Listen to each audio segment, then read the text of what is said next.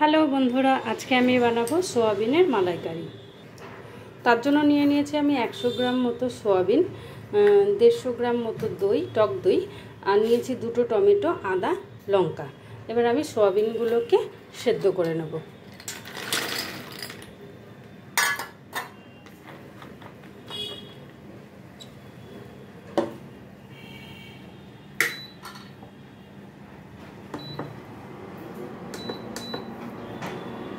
সোয়াবিনগুলো সেদ্ধ হতে থাক, ততক্ষণ আমি টমেটো, আদা, লঙ্কাটাকে পেস্ট করে নেব। দেখো সোয়াবিনগুলো সেদ্ধ হয়ে গেছে। এবার আমি এটাকে ভালো করে ধুয়ে ঠান্ডা করে নেব। এদিকে গ্যাসে কড়াই বসিয়ে দিয়েছি, কড়াই গরম হয়ে এসছে, তেলও দিয়ে দেবো। খুব ভালো করে সোয়াবিনগুলো ধুয়ে নিয়েছি, ঠান্ডা হয়ে গেছে। এবার আমি সোয়াবিনগুলো পুরো চিপে নেব।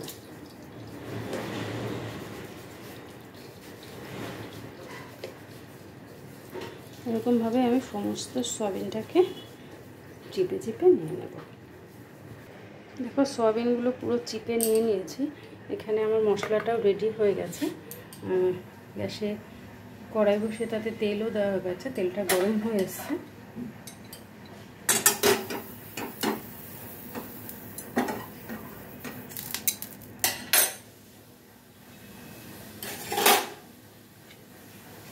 এবার আমি এর মধ্যে সোয়াবিনগুলো দিয়ে ভেজে তুলব।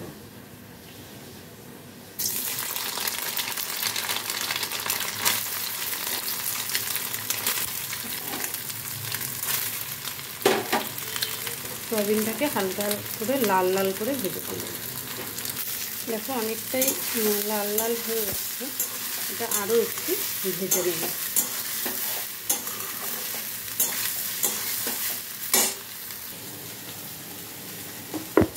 লঙ্কা, আদা, টমেটো বাটার মধ্যে আমি শুকনো মশলাগুলো মিশিয়ে নেব। দিয়ে দেবো স্বাদ মতো লবণ,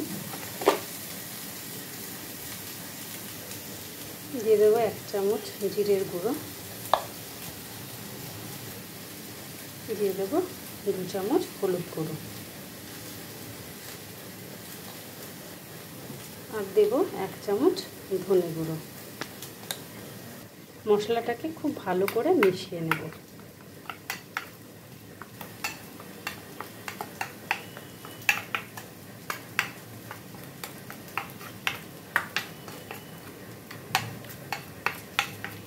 পুরো মেশানো হয়ে গেছে। এদিকে দেখে নেব সোয়াবিনগুলো আমার কিন্তু একদম লাল লাল করে ভাজা হয়ে গেছে। আমি এবার সোয়াবিনগুলোকে নামিয়ে নেব। গ্যাসে আবার কড়াই বসিয়ে দিয়েছি। এবার আমি তেল দিয়ে দেব।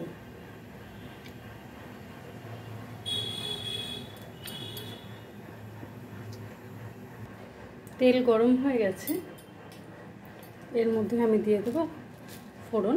তার জন্য জিরে, 1টা শুকনো লঙ্কা, 2টো তেজপাতা আর গোটা গরম মশলা দিয়েছি।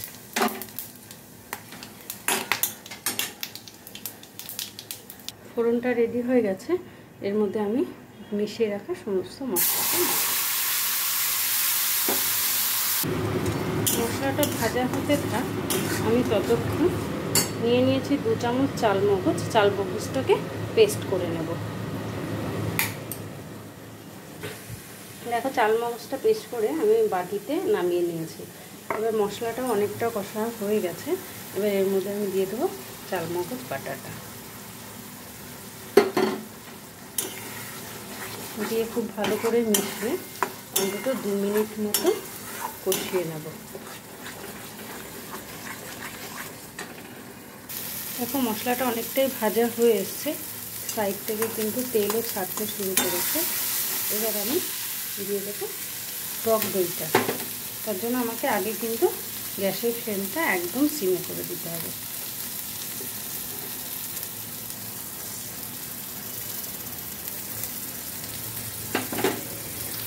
যে কোনো তরকারিতেই দই দিলে গ্যাসের ফ্লেমটা একদম কমিয়ে দিতে হবে, আর মশলাটাকে কন্টিনিউ নাড়াতে হবে, নাহলে দইটা ফেটে যাওয়ার সম্ভাবনা থাকে।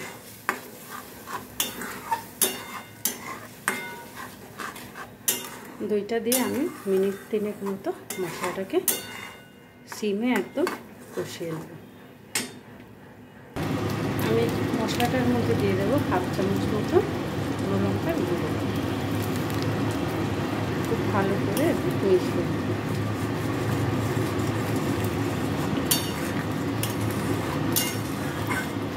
পাশের গ্যাসে আমি কিন্তু গরম জল বসিয়েছি তরকারিতে দেওয়ার জন্য। মশলাটা একদম কষানো হয়ে গেছে। এবার আমি এর মধ্যে দিয়ে দেব ভেজে রাখা সয়াবিনগুলো।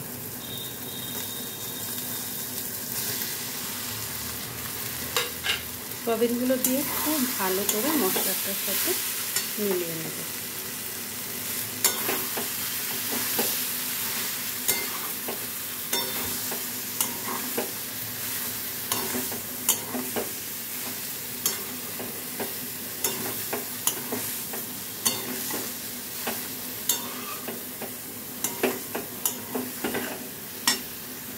সয়াবিনের সাথে মশলা খুব ভালো করে কষানো হয়ে গেছে।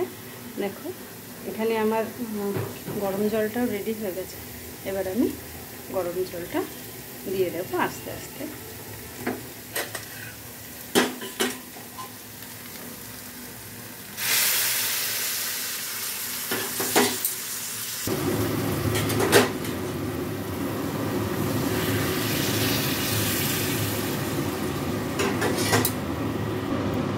এটা খুব বেশি ঝোল দেওয়ার প্রয়োজন নেই, এটা একটু মাখা মাখাই হবে। আর একদম নিরামিষ সয়াবিনের মালাইকারি।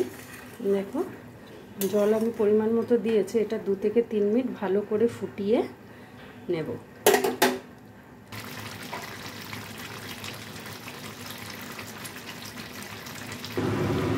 দেখো আমার সয়াবিনের মালাইকারি কিন্তু একদম রেডি। এর মধ্যে আমি 2টো কাঁচা লঙ্কা এমনি দিয়ে দিলাম। যদি কারো বেশি ঝালের প্রয়োজন হয় সে এটা খেতে পারে। তো আমি এবার এর মধ্যে দিয়ে দেব 1/2 চামচ মতো ঘি।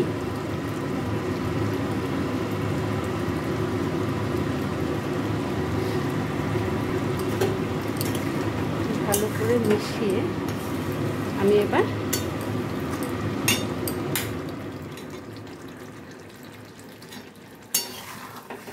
সয়াবিনের মালাইকারিটাকে নামিয়ে নেব। দেখো বন্ধুরা, আমার কিন্তু সোয়াবিনের নিরামিষ মালাইকারি একদম রেডি। তো এবার আমি এটা গরম গরম পরিবেশন করে নেব। তোমরাও এইভাবে বানিয়ে দেখো সোয়াবিনের মালাইকারি, খেতে কিন্তু অপূর্ব লাগে। খাও, খেয়ে অবশ্যই আমাকে জানাও তোমাদের সোয়াবিনের মালাইকারিটা কেমন হয়েছিল। ওকে টাটা, আজকের মতো এইটুকুই। আবার দেখা হবে পরের ভিডিওতে।